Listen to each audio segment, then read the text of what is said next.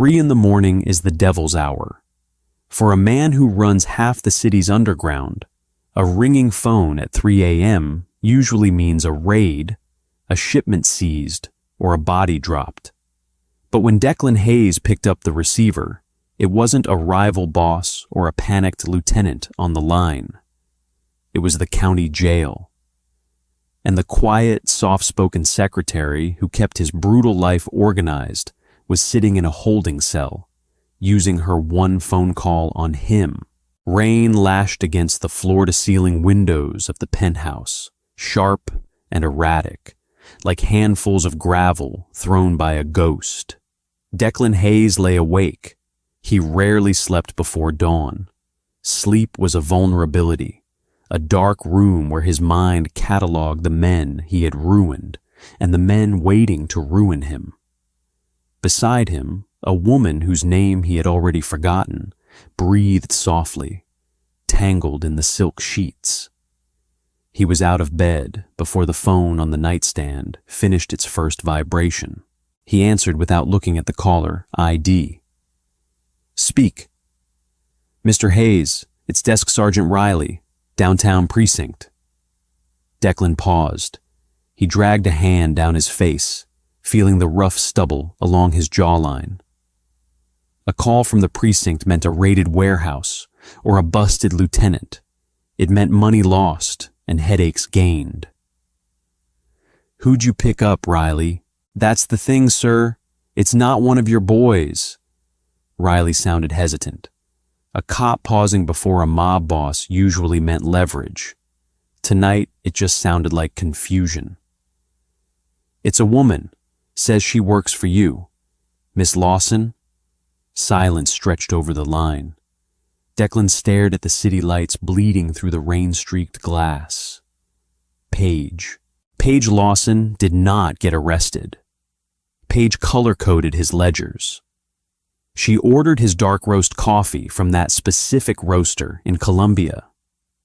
She wore tailored charcoal pencil skirts that clung to her wide hips and thick thighs, looking like a 1950s pinup squeezed into a corporate mold. She typed 90 words a minute and never flinched when men with broken knuckles walked into his office. She was the only civilian in his entire operation. "You have Paige Lawson in a holding cell," Declan said, his voice dropping a full octave. The air in the bedroom seemed to chill. "Yes, sir. She used her one call, said you were her employer.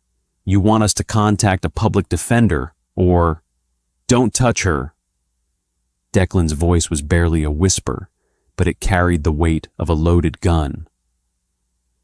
"If a single hair on her head is out of place, I'll buy the precinct and bulldoze it with you inside. I'm 10 minutes away." He hung up. The woman in the bed shifted, mumbling something. Declan ignored her. He pulled on a pair of dark slacks, a black button-down, and a heavy charcoal overcoat. He didn't bother with a tie. He grabbed his keys, his wallet, and the snub-nosed .38 he kept in the top drawer, sliding it into the holster at the small of his back. Old habits died hard, even when bailing out a secretary. His drive downtown was a blur of neon reflections slicking the wet asphalt. His mind raced. Paige was 26. She lived alone in a modest apartment in the North End. She spent her weekends at farmers markets and visiting her grandmother in a care facility. She didn't drink hard liquor. She didn't associate with his men outside of work hours. What the hell was she doing in a downtown precinct at 3 in the morning? He parked his Audi illegally on the sidewalk right outside the station doors. He didn't care about a ticket. He pushed through the heavy glass doors.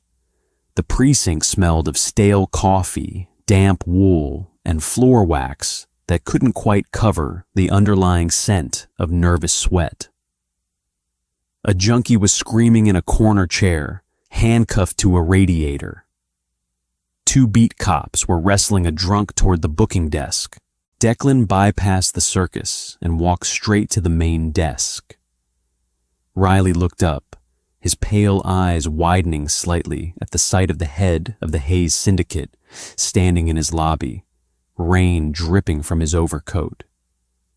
"Mr. Hayes," Riley stammered, standing up.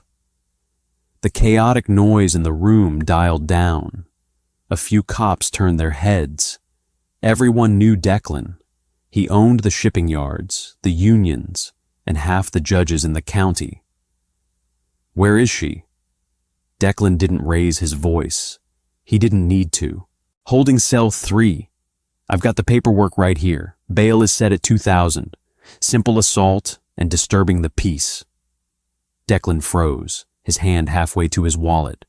He looked at Riley, narrowing his eyes. "Assault? Page?" Riley swallowed hard. "Yeah, bar fight, of all things. The arresting officer said she hit a guy over the head with a heavy glass ashtray." Declan processed the image. Page, who apologized when she bumped into a filing cabinet, fracturing a skull with an ashtray. A sudden, terrifying flare of protectiveness ignited in his chest. "Process the bail. Take it out of this." He tossed a stack of crisp $100 bills onto the desk. "Now take me to her." Riley grabbed the keys and stepped out from behind the counter. He led Declan down a narrow hallway lined with scuffed gray walls. The smell of ammonia grew stronger. "She hasn't said a word since she got here," Riley muttered over his shoulder. "Just gave your number." "Keep walking," Declan ordered. They stopped in front of cell 3. Riley unlocked the heavy steel door. Declan stepped inside, his chest tight. She was sitting on the concrete bench. Her cream silk blouse was torn at the shoulder, revealing a pale expanse of skin and a dark, blooming bruise. Her hair, usually pinned in a flawless French twist, was hanging in messy strands around her face. One of her sensible beige pumps was missing. Mascara tracked down her cheeks in dark rivers. She looked up. Her eyes, a striking warm amber, locked onto his. She didn't shrink back. She just let out a shaky breath. "Mr. Hayes," she whispered. Declan felt something heavy and dormant crack open in his ribs. He stepped forward, closing the distance between them, ignoring the cop standing in the doorway. "Page," he said, his voice softening to a rasp. "Let's go home. Home." The word hung in the sterile air of the holding cell. Not back to work. Not let's get you to your apartment. Page blinked, her thick lashes heavy with drying tears, trying to process the towering presence of the man who ran the city's criminal empire, currently standing in a drab county jail just for her.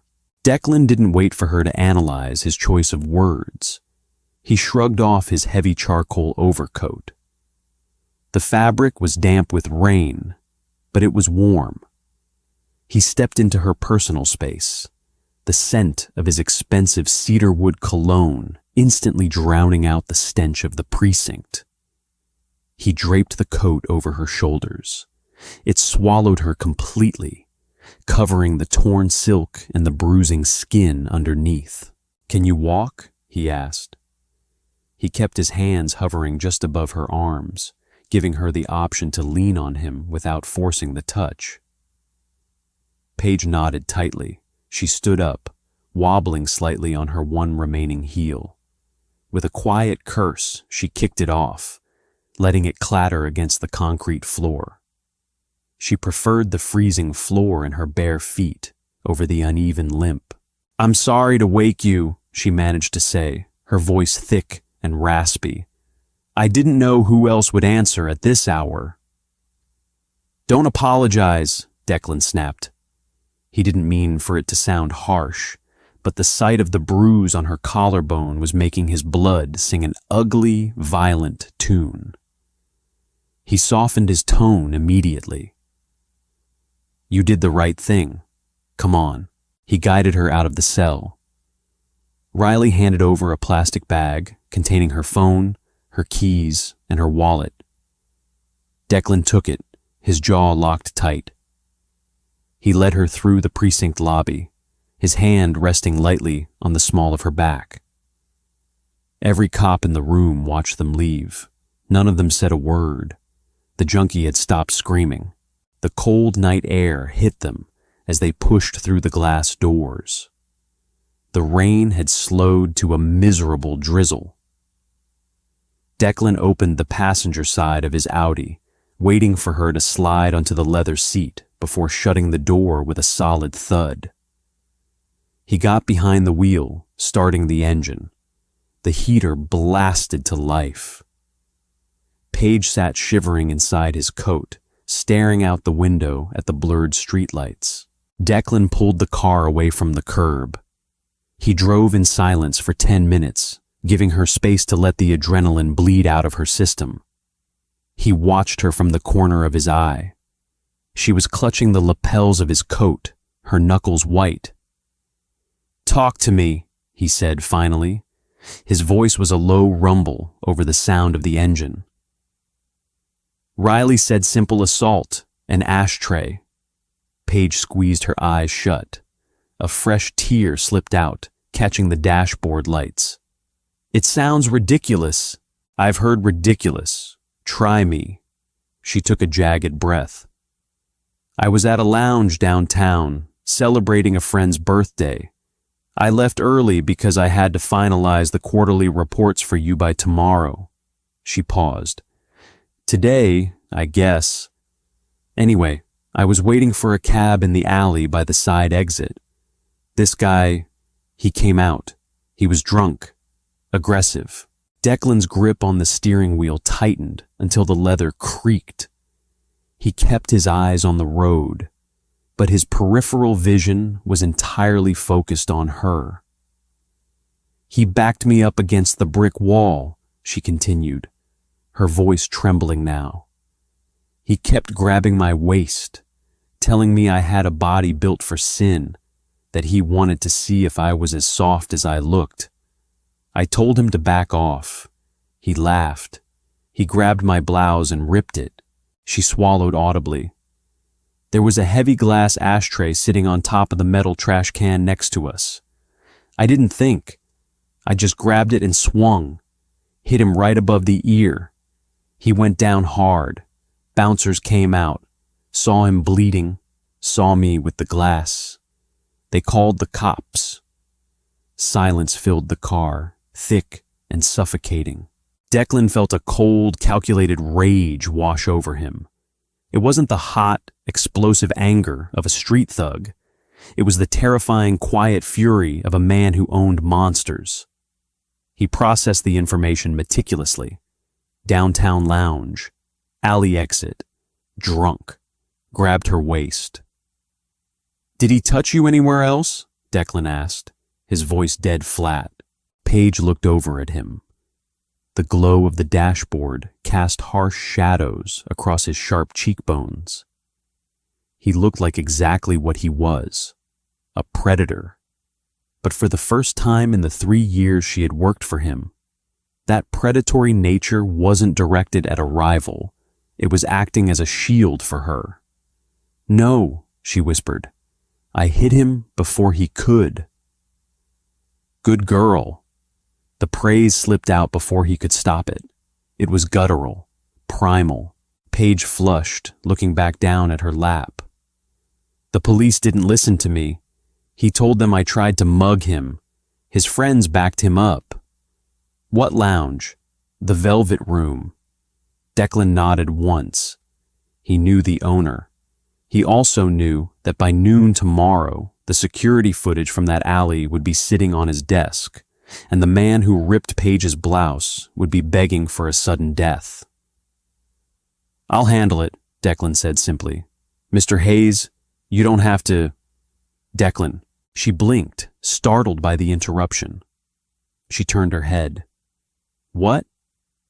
"It's 3 a.m. You're wearing my coat, sitting barefoot in my car, and you just cracked a man's skull open. I think we're past Mr. Hayes." A tiny, exhausted huff of a laugh escaped her lips. Declan, hearing his name in her soft, weary voice, hit him harder than a punch to the gut.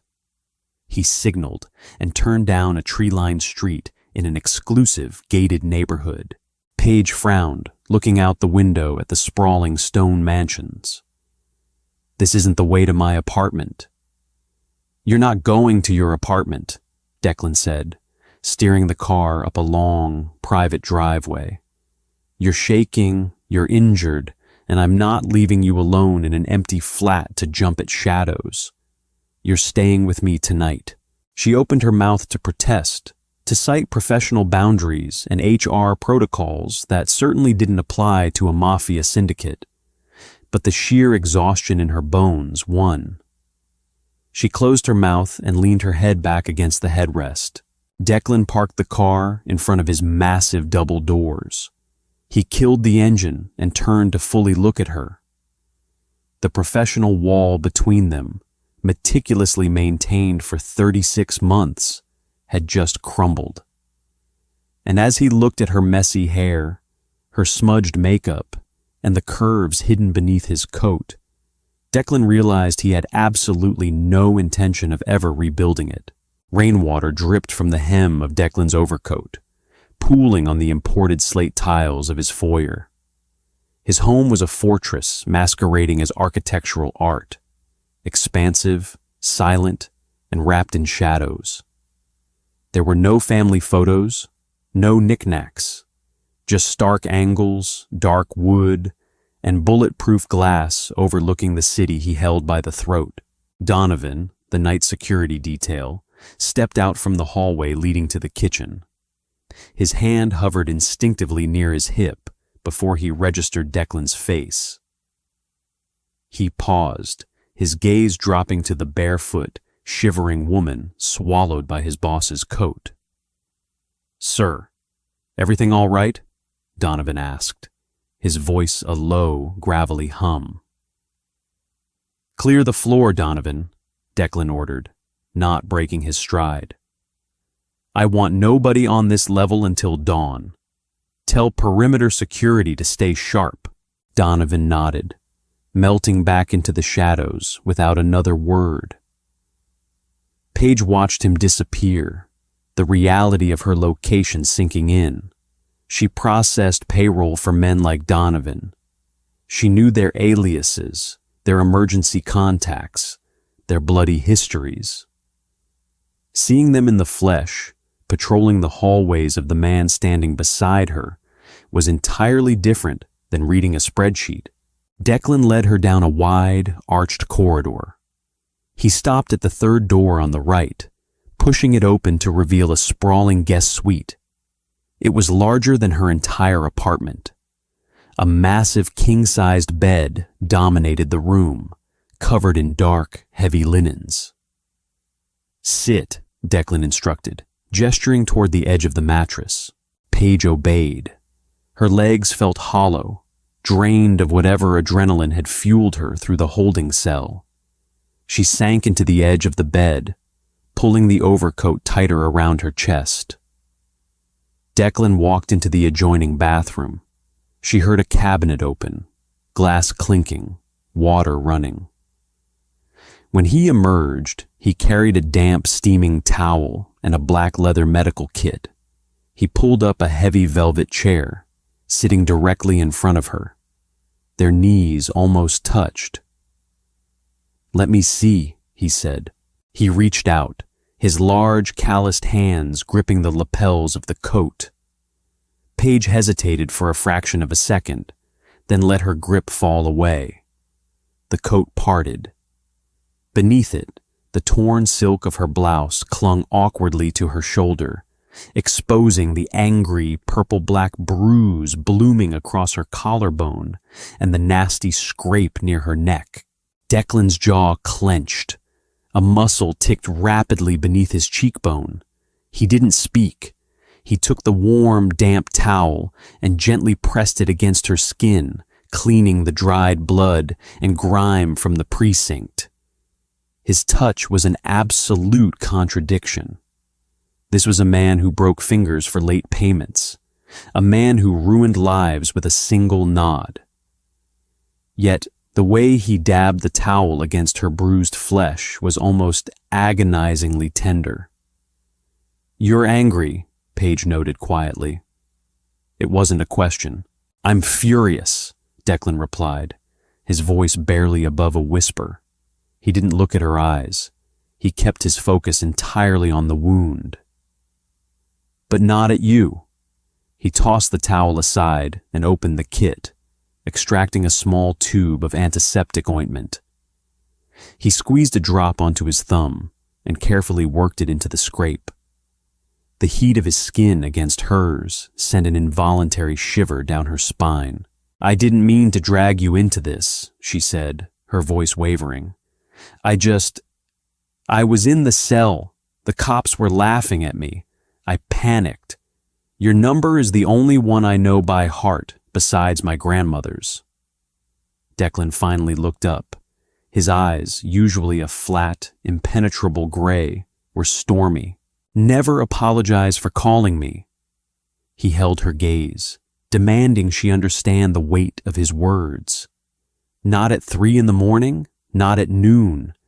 If you are breathing and you need something, you call me. Do you understand?" Paige swallowed hard. The corporate boundaries she had meticulously maintained for 3 years were turning to ash around them. "Yes, good." Declan stood up. He walked over to a dark mahogany dresser, opening a drawer. He pulled out a folded gray t-shirt and a pair of dark cotton sweatpants. He tossed them onto the bed next to her. "Put these on. They'll swallow you, but they're clean. The bathroom is through there. Take a shower if you want. Lock the door. Try to sleep." He turned to leave, his hand on the brass doorknob. "Declan." He paused, glancing over his shoulder. "Thank you." He gave a slow, measured nod. "I'll be down the hall. I don't sleep much anyway." The door clicked shut, leaving Paige alone in the cavernous room. She stared at the oversized gray shirt. She pressed it to her face, breathing in the faint scent of cedarwood, gunpowder, and clean laundry. For the first time all night, she felt safe. Morning broke with a pale, anemic light, filtering through the heavy drapes of the guest suite. Paige woke with a gasp, disoriented. The mattress was too soft. The ceiling was too high. The heavy gray t-shirt she wore draped all the way down to her mid-thigh, bunching around her waist. Memory rushed back in a violent wave. The alley, the drunk, the ashtray, the jail cell. Declan. She threw off the covers and swung her legs over the edge of the bed. Her body ached. Her shoulder throbbed with a dull, rhythmic pain. She walked into the bathroom, splashing cold water on her face. Her reflection was a mess.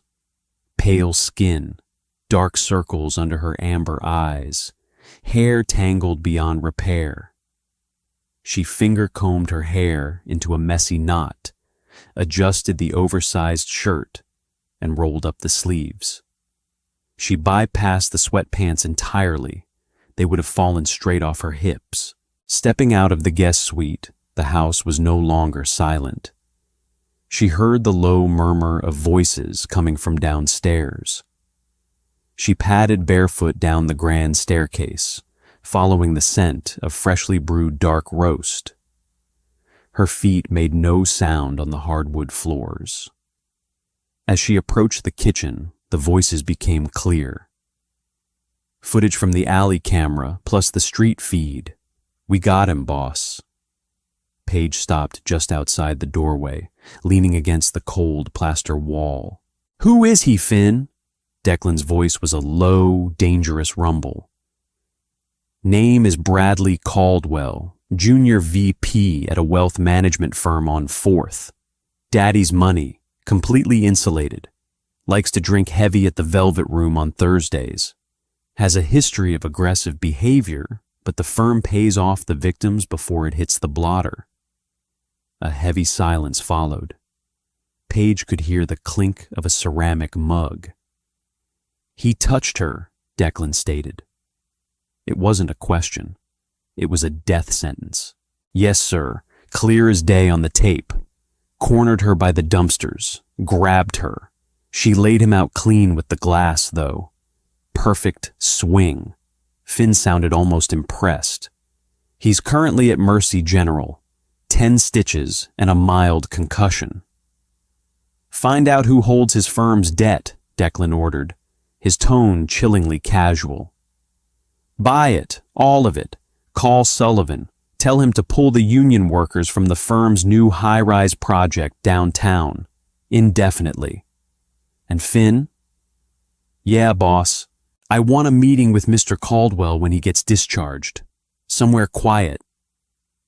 Paige's breath hitched. She stepped fully into the doorway. The kitchen was a masterpiece of stainless steel and dark marble. Declan sat at the island, nursing a mug of coffee. He wore a crisp white button-down, sleeves rolled up over his forearms, the holster absent from his waist, but the tension still rolling off his shoulders. Finn, a mountain of a man with a scarred jawline, stood across from him, holding a tablet. Both men turned at her sudden appearance. Finn immediately dropped his gaze to the floor out of respect. Declan's eyes, however, tracked her from her bare toes, up the long expanse of her legs left bare by his shirt, all the way to her bruised collarbone. Something dark and possessive flared in his pupils before he ruthlessly suppressed it. Morning, Declan said. You don't need to ruin a man's life over an ashtray, Paige said, her voice raspy but firm. She didn't cower. Finn cleared his throat, looking wildly uncomfortable. I'll go handle those calls, Mr. Hayes. He practically sprinted out of the kitchen. Declan watched Finn leave, then turned his attention back to Paige. He picked up a second mug from the counter, already poured, and slid it across the cool marble island toward her. Black, 2 sugars, right? He asked. Paige walked over, her bare feet padding softly against the floor. She wrapped her hands around the warm ceramic. You remembered. You bring it to me every day. It's the least I can do. Declan leaned against the counter, crossing his arms. He looked at her critically. And I'm not ruining his life over an ashtray, Paige. I'm ruining it because he put his hands on what is mine. The words hung in the air, heavy and loaded with implications. What is mine? Paige looked down at her coffee. Her heart hammered against her ribs. I am your employee, Declan. I handle your schedules. I balance the offshore accounts. You think that's all you are to me? Declan stepped closer. The scent of his cologne wrapped around her, familiar and intoxicating. I have 50 accountants. I have 3 administrative assistants. None of them have my personal cell. None of them sleep in my house. You're not going back to work today, or tomorrow. I have quarterly reports. I don't care about the reports. Declan reached out, his fingers grazing the unbruised side of her neck. A jolt of electricity snapped through her skin. You are staying here, where it's secure, until Caldwell is handled. Paige tilted her head up, meeting his intense gaze. The cynical, hardened secretary who survived 3 years in a mob boss's office met the eyes of the devil himself. She didn't blink. You're going to hurt him. I'm going to erase him, Declan corrected softly. Drink your coffee, Paige. It's going to be a long day. Midday sunlight did nothing to warm the sprawling estate. Paige sat on a velvet sofa in the expansive library. a room that smelled of old paper, leather, and lemon polish. She had spent the last 3 hours trying to read a hardcover biography of an obscure historical figure, but her eyes kept tracing the same paragraph. Her mind was anchored to the kitchen, to the dark, possessive look in Declan's eyes, and to the terrifying realization that her neat, compartmentalized life was over. Footsteps echoed in the hallway, heavy and deliberate. Finn appeared in the double doorway, carrying 3 large matte black shopping bags. He looked entirely out of place among the first editions and Persian rugs, a bruiser doing an errand run. "Miss Lawson," Finn said, his voice dropping in volume as if he were in a church. He set the bags down on a mahogany side table. "Boss had some things sent over. Said you couldn't stay in his old gym clothes all day." Paige closed the book, setting it aside. "Thank you, Finn." She stood up, her bare feet sinking into the thick wool of the rug. She walked over to the bags and peered inside. There were no tags, no garish designer logos, just folded layers of cashmere, fine cotton, and silk. She pulled out a soft charcoal sweater and a pair of tailored wool trousers. Beneath them lay a smaller bag containing sheer undergarments in exactly her size. A flush crept up her neck. He noticed everything: the exact cut of her pencil skirts, the brand of coffee she drank, the dimensions of her body. For 3 years, she assumed she was invisible, just a highly efficient machine operating in the background of his chaotic empire. She had been terribly, dangerously wrong. "He's leaving soon," Finn added, shifting his weight from one large foot to the other. "Wanted to see you in the West Wing sitting room before he heads out." "I'll be there in 10 minutes. Finn nodded and retreated. Paige took the bags back to the guest suite. She dressed quickly. The clothes fit perfectly, wrapping her in a cocoon of expensive warmth. The wool trousers didn't pinch her hips. The sweater draped elegantly over her bruised shoulder. She looked like a woman who belonged in this house, which was precisely the image Declan intended to construct. She found the West Wing sitting room by following the low hum of a television tuned to a financial news network. Declan stood by a wall of windows, a tumbler of amber liquid in his hand, though he wasn't drinking it. He was dressed for war.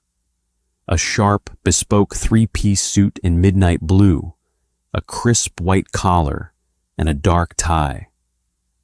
The holster was back.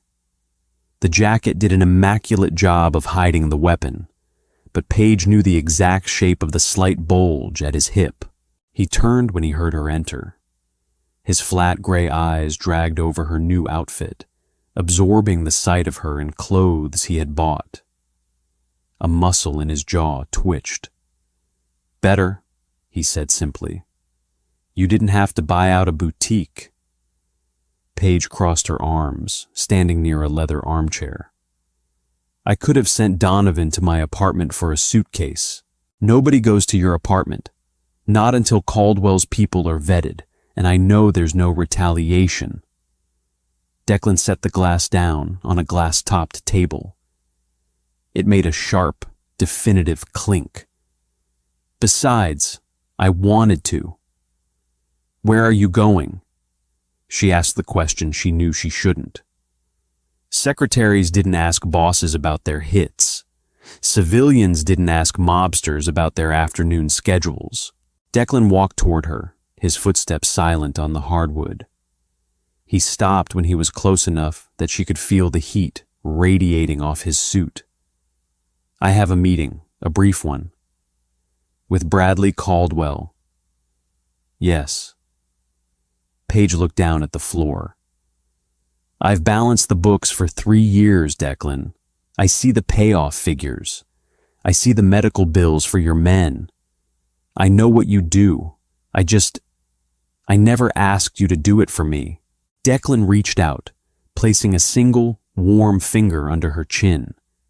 He tilted her head up until she was forced to meet his gaze. There was no softness in his eyes now.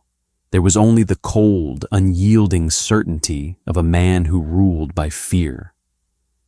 You didn't ask, Declan murmured, his voice a low, terrifying rasp. You don't ever have to ask. The second that man put his hands on you, he signed a contract. I am simply collecting the debt. I don't want a murder on my conscience, she whispered. I don't leave bodies in the street over a bruised collarbone, Paige. It brings unnecessary heat. His thumb brushed lightly over her jawline.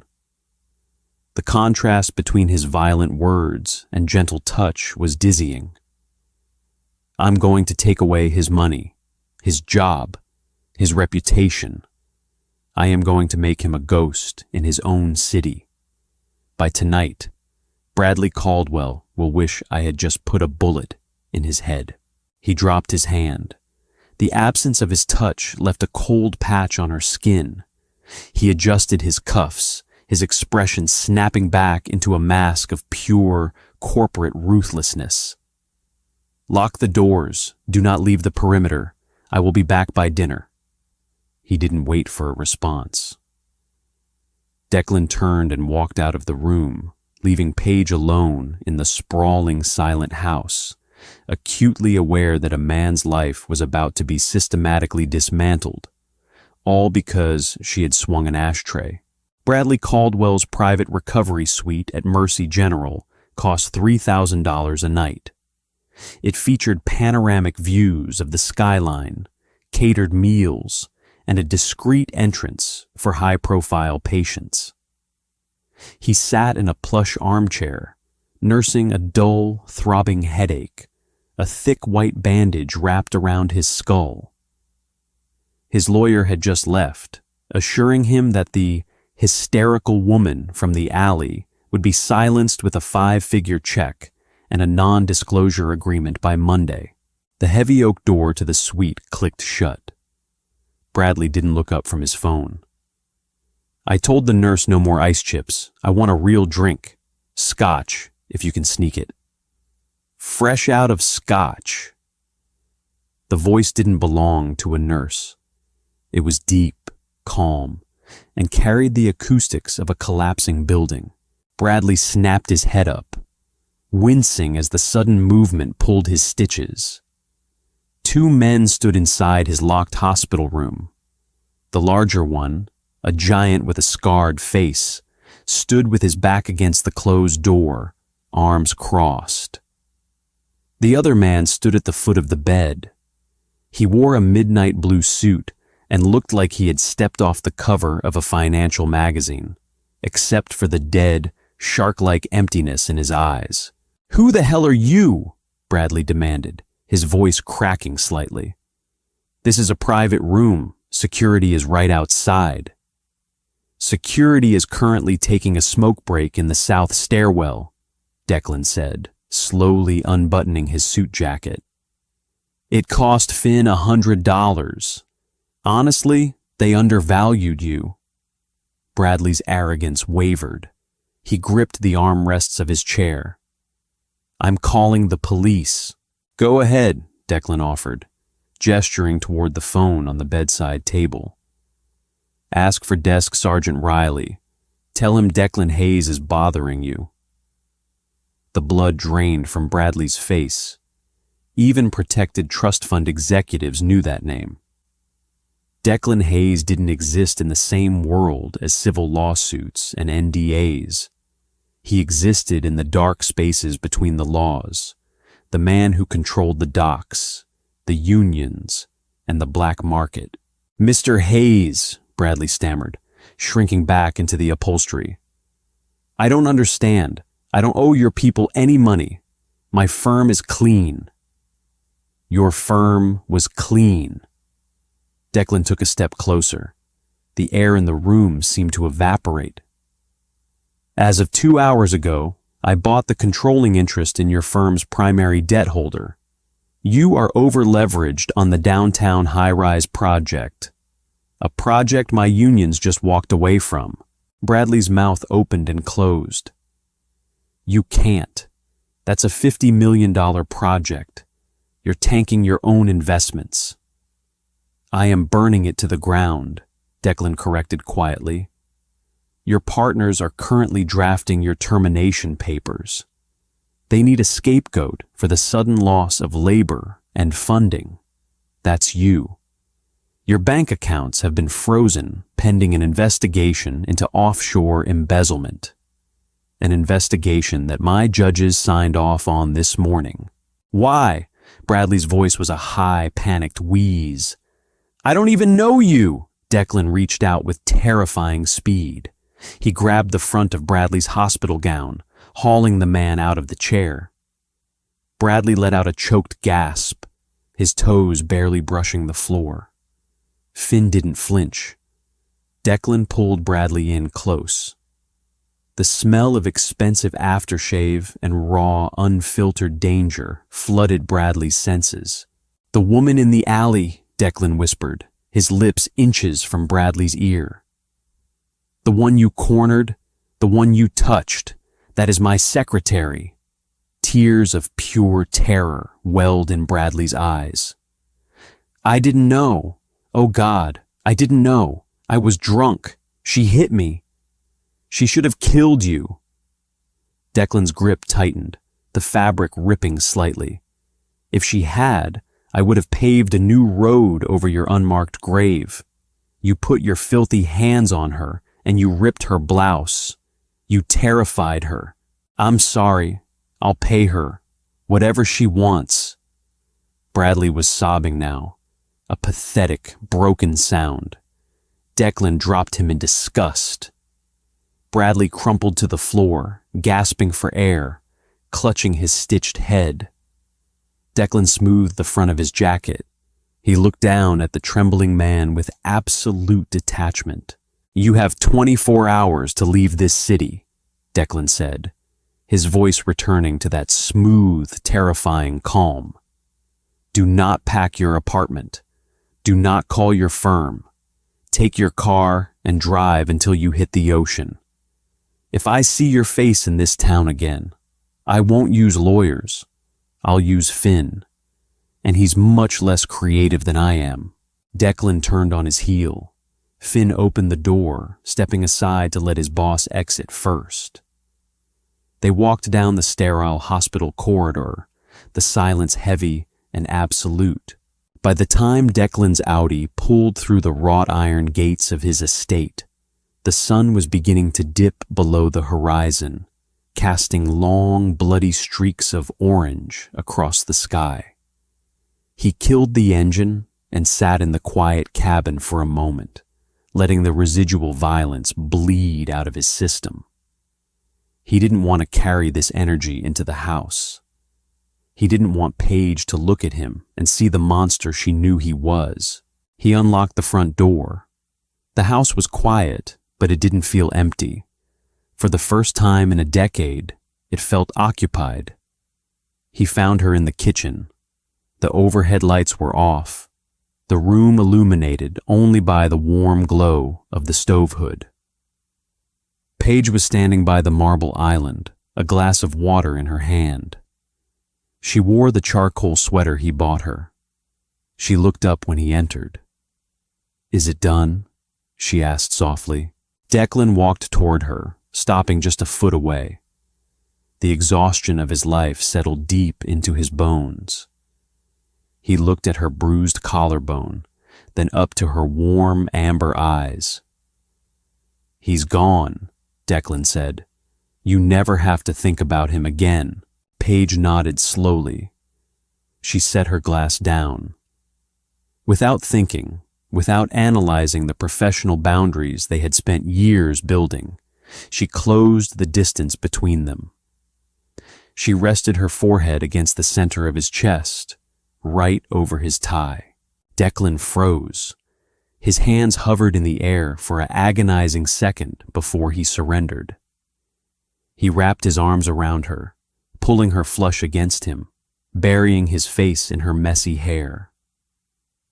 The mob boss and the secretary stood in the dark, the lines completely erased, bound together by a shattered ashtray and a ruined man. Silence stretched through the kitchen, broken only by the low hum of the refrigerator. Paige kept her forehead pressed against Declan's chest. She could hear his heartbeat. It was terrifyingly steady, a slow, heavy rhythm that betrayed absolutely none of the violence he had just orchestrated across the city.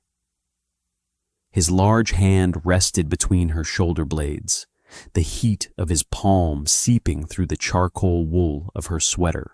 Minutes bled away. Neither of them moved. Pulling away meant acknowledging the line they had just obliterated. Declan finally shifted, dropping his chin to rest lightly against the top of her head. He inhaled deeply, filling his lungs with the scent of her vanilla shampoo. He had lived his entire adult life in a state of hypervigilance, treating every room as a tactical grid and every person as a potential liability. Having Paige pressed against him, vulnerable and trusting, felt like disarming a bomb with his bare hands. One wrong move, and everything would shatter. "You need to eat," Declan murmured, his voice rumbling deep in his chest. Paige took a slow breath and stepped back. The cold air rushed into the space between them, and she immediately mourned the loss of his heat. She kept her eyes focused on his tie, unable to meet his gaze just yet. "I'm not terribly hungry." "You haven't eaten since yesterday. Sit." It wasn't a request. It was the same authoritative tone he used to dispatch Finn, though stripped of its usual cruelty. She walked over to one of the high leather bar stools and sat down. Declan moved around the kitchen with surprising efficiency for a man who employed a full-time staff. He pulled a carton of eggs, a block of sharp cheddar, and a loaf of sourdough from the massive steel refrigerator. He shed his suit jacket, tossing it carelessly over the back of a chair, and unholstered his weapon, placing the heavy black firearm flat on the marble counter next to the toaster. Paige stared at the gun. It was a stark, brutal reminder of exactly whose kitchen she was sitting in. "Does it bother you?" Declan asked. He had caught her looking. He cracked 3 eggs into a glass bowl, whisking them with a fork. "It's a gun on a kitchen counter," Paige said, her voice dry. "It lacks a certain domestic charm." A dark, genuine chuckle vibrated in Declan's throat. It was a sound she had never heard in the 3 years she had managed his calendar. "I can put it in a drawer, if you prefer, but I don't hide what I am, Paige. Not from you." "I know what you are." "Do you?" Declan stopped whisking. He looked at her, his flat gray eyes pinning her to the stool. "You see the ledgers. You see the legal fees. You don't see the blood on the floor. I ruined a man today because he frightened you. I tore down his career, his finances, and his reputation, and I didn't lose a single second of sleep over it. I am not a good man playing a dangerous game. I am the danger." Paige held his gaze. Her hands were trembling slightly, but she clasped them together on her lap to hide it. "You also bought me clothes. You gave me your coat when I was freezing. You cleaned a scrape on my neck like I was made of glass. Good men do bad things, Declan, and bad men are capable of grace." Declan stared at her for a long, heavy moment. He turned back to the stove, pouring the eggs into a hot skillet. "You're too smart for your own good, Miss Lawson. That's why you hired me." They ate in a comfortable, loaded silence. The eggs were perfect, the toast buttered right to the edges. When Paige finished, she carried her plate to the sink. She expected Declan to dismiss her back to the guest suite, to re-establish the hierarchy. Instead, He poured 2 glasses of scotch from a crystal decanter on the side table and pushed one toward her. "I have work to do," Declan said, glancing at the gold watch on his wrist. "Gideon is coming over with the weekly collections from the waterfront. You can stay in here, or you can join me in the office."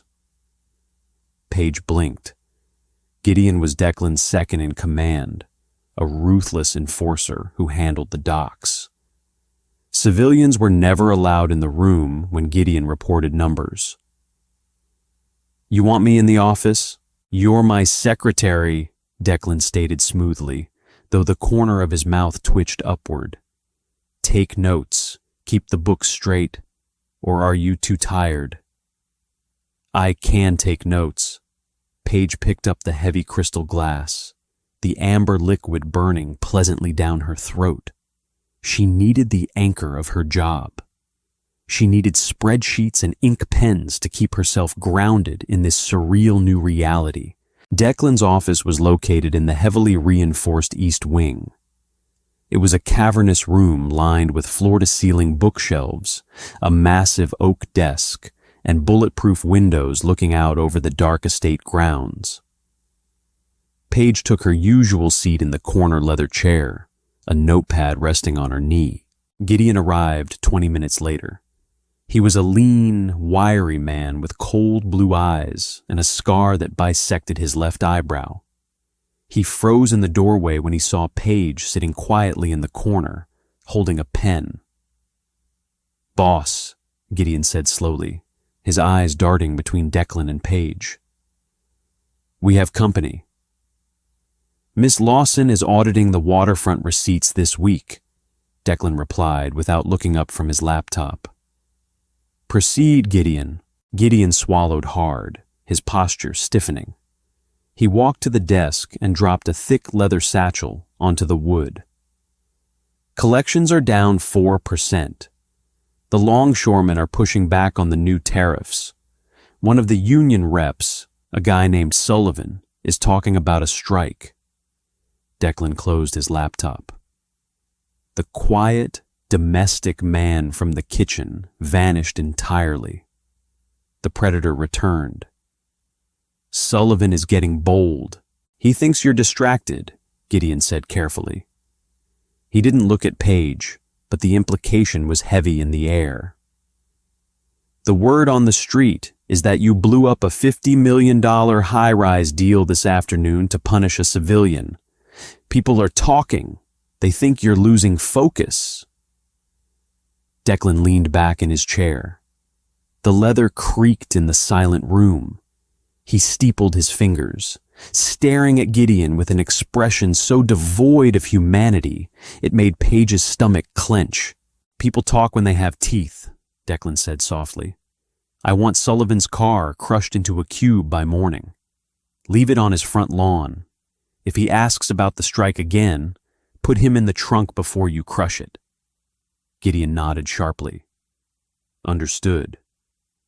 "And Gideon?" "Yeah, boss."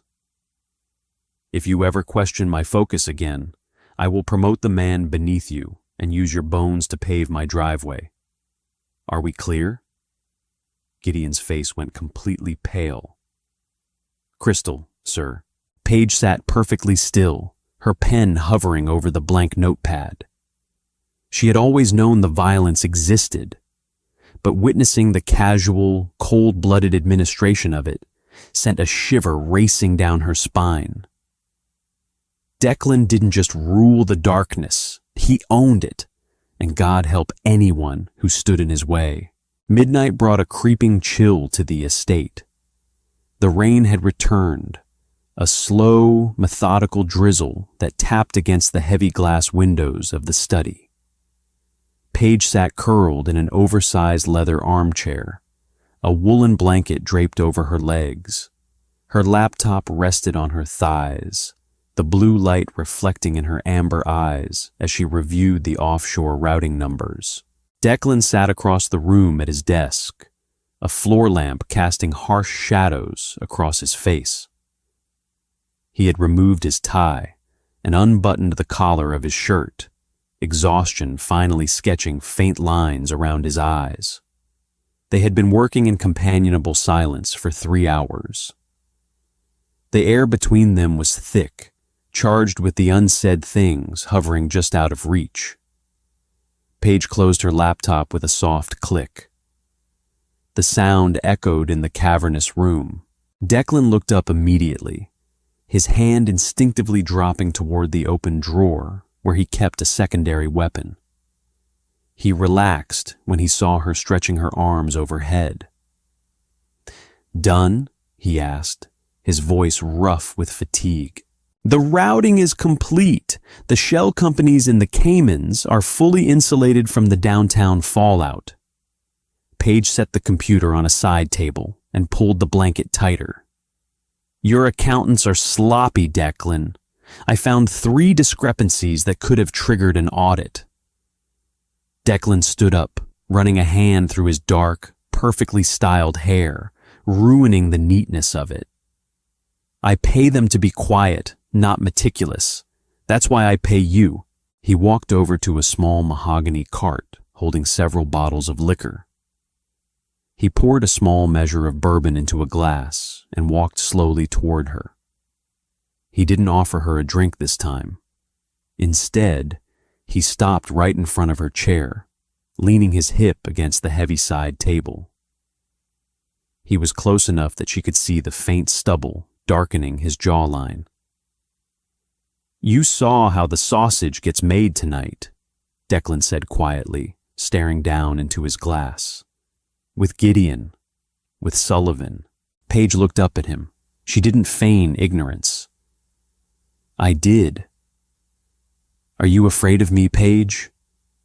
The question hung in the air, heavy and fragile. It was the most vulnerable she had ever heard him. Declan Hayes didn't ask people if they were afraid. He assumed it. He relied on it. Paige took her time answering. She looked at his scarred hands, the brutal set of his shoulders, and finally, his eyes. "I am afraid of the world you live in. I'm terrified of men like Bradley Caldwell, and I'm terrified of what happens when power goes unchecked."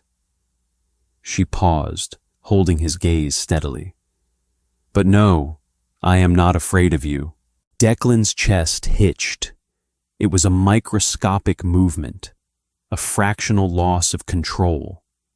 He reached down, slowly brushing the back of his knuckles against her unbruised cheek. His skin was rough, calloused from years of street fighting before he ascended to the throne, but his touch was agonizingly gentle. "You should be," he whispered. "You told me earlier today that bad men are capable of grace," Paige replied, turning her face slightly into his touch. "I'm holding you to that." Declan closed his eyes, leaning closer. The distance between them was evaporating, the magnetic pull of the adrenaline and the shared secrets dragging them together. He lowered his head, his breath ghosting over her lips.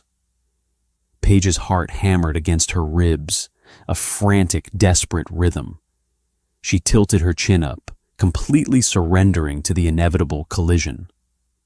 Suddenly, a harsh, electronic chirp shattered the silence. The security monitor on Declan's desk flashed a brilliant, angry red. Declan snapped backward, his romantic vulnerability vanishing in a microsecond. The ruthless cartel boss slammed back into his body. He dropped the bourbon glass onto the carpet and moved to the desk with terrifying speed. Paige threw off the blanket, her blood turning to ice water. "What is it?" "Perimeter breach," Declan snapped, his fingers flying across the keyboard. Camera feeds popped up on the large monitor. "West Gate, 3 vehicles, blacked out." "Cops?" "Cops use sirens to announce themselves. These are hitters." Declan pulled the Glock from his desk drawer, checking the chamber with a sharp metallic clack. He shoved it into his waistband, then reached under the desk, retrieving a matte black tactical shotgun. He looked at Paige, his gray eyes devoid of any warmth. "Get up." Paige scrambled out of the chair, her bare feet hitting the cold hardwood. Panic threatened to choke her, but the sheer commanding authority radiating from Declan forced her lungs to keep working. "Who are they?" she asked, her voice trembling despite her best efforts. "Callahan's crew," Declan grimaced, loading shells into the shotgun with practiced, lethal efficiency. Gideon was right. The Irish think I'm weak because I tanked the high-rise deal. They think I'm distracted. They're making a play for the house. Heavy, muffled thuds echoed from the front of the estate. Gunfire. Suppressed. Declan grabbed Paige's arm, hauling her toward a solid oak bookshelf at the back of the office. He reached behind a thick volume of Shakespeare, pressing a hidden mechanism. The bookshelf clicked and swung outward, revealing a narrow, pitch-black corridor. "Go," Declan ordered, shoving her gently toward the opening. "It leads to the panic room under the foundation. The walls are steel. The door locks from the inside. There is a secondary communications relay in there." Paige grabbed the door frame, refusing to step inside. "I'm not going in there without you." "Paige, move!" Declan barked, his voice echoing like thunder in the room. Another rapid burst of gunfire sounded, this time much closer. The glass in the hallway shattered. "No!" She grabbed the lapels of his shirt, her knuckles turning white. "You are not locking me in a box while you fight a war over my head." Declan grabbed her wrists. He pulled her against his chest, lifting her slightly off the floor. His eyes were wild, burning with a frantic, violent need to protect her. "If they get to you, they own me. Do you understand? You are my only weakness, and I will burn this entire city to ash before I let them put a hand on you." He didn't wait for her to argue. He kissed her. It wasn't a gentle, exploring kiss. It was hard, desperate, and bruised, tasting of bourbon and impending violence. He poured every ounce of his unsaid devotion into the brutal pressure of his mouth against hers. He broke the kiss just as fast, spinning her around and physically pushing her into the dark corridor. "Lock the door," he commanded, stepping back as the bookshelf began to swing shut automatically. "Declan!" Paige screamed, reaching for him. The bookshelf clicked shut, plunging her into absolute suffocating darkness. The last thing she saw was Declan racking the shotgun, walking out to meet the men who had come to tear down his kingdom. Cold air rushed into the claustrophobic space, smelling of dust and stale ozone. Paige stumbled back as the heavy bookshelf slammed shut, sealing her in pitch blackness. A heavy metallic thud echoed through the wall, followed by the grinding whir of mechanical deadbolts locking into place. She stood paralyzed, her bare feet planted on the freezing concrete floor. 10 seconds passed. Then, with a sharp mechanical click, rows of dim amber emergency lights flickered to life along the baseboards. The panic room was exactly that. A steel-reinforced concrete box built for survival, not comfort. A bank of monitors lined one wall, completely dark. A metal cot sat in the corner next to a stack of military-grade first aid kits and water rations. It was a tomb waiting for a body. Muffled vibrations rolled through the concrete ceiling. Thump, thump. A heavy crash. Paige pressed her hands against the cold steel of the reinforced door. She couldn't hear the gunshots as distinct sounds, only as blunt, rhythmic concussions vibrating through her palms. Her chest heaved. Declan was up there. Declan, with his bespoke suit and his flat gray eyes, fighting a war he had triggered just to keep her safe. She turned away from the door and forced herself to move. Panic was a luxury she couldn't afford. She walked over to the supply shelf and tore open a canvas emergency bag. She bypassed the flare guns and the encrypted radios. Her fingers wrapped around a heavy solid steel maglite flashlight. It weighed at least 3 pounds. She gripped it tightly, her knuckles turning white, and walked back to the center of the room. She stood facing the door, her feet shoulder-width apart, ready to swing. If Callahan's men managed to blow the door, the first one through was getting his skull crushed. Time warped. Minutes stretched into agonizing hours. The vibrations above grew erratic, peaking in a violent crescendo that shook the dust from the ceiling, and then completely ceased. Silence fell over the bunker. It was a suffocating, heavy silence. Paige held her breath, the steel flashlight trembling in her grip. The fight was over. Someone had won. 10 minutes passed. 15. The air grew thinner, thick with her own accelerating heartbeat. Then, the electronic keypad outside the heavy door beeped. A sharp green confirmation tone echoed through the steel. The deadbolts retracted with a brutal, grinding noise. Paige raised the flashlight, shifting her weight to her back foot, her amber eyes locked on the seam of the door. The heavy steel groaned, swinging outward. The smell hit her first.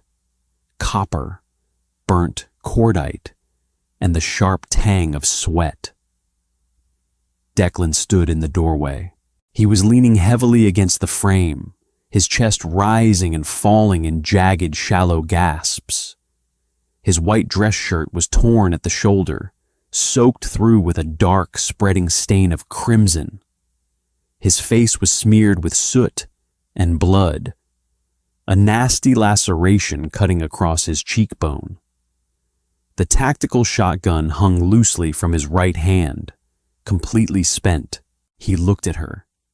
He saw her stance, the heavy steel flashlight raised over her shoulder, ready to kill whatever came through that door to get to him.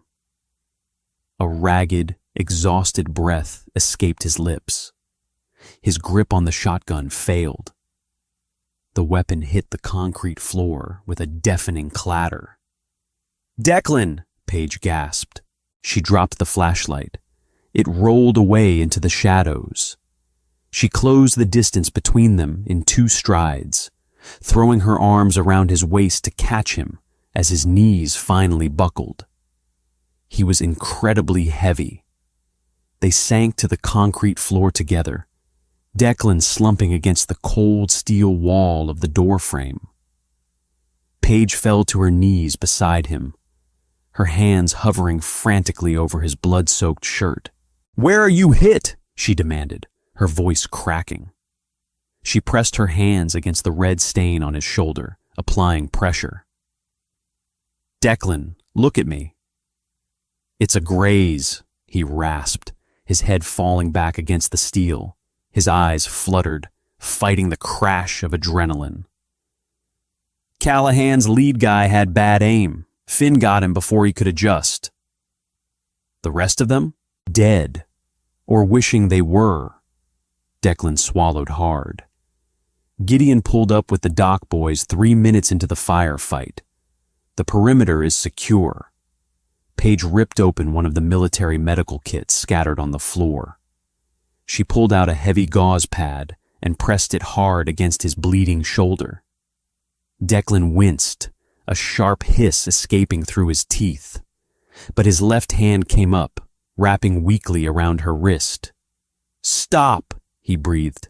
"Finn is calling the house doctor. Stop." Paige ignored him. She kept the pressure hard and steady. "You locked me in a box. I kept you breathing. You could have died." Declan finally opened his eyes, turning his head to look at her.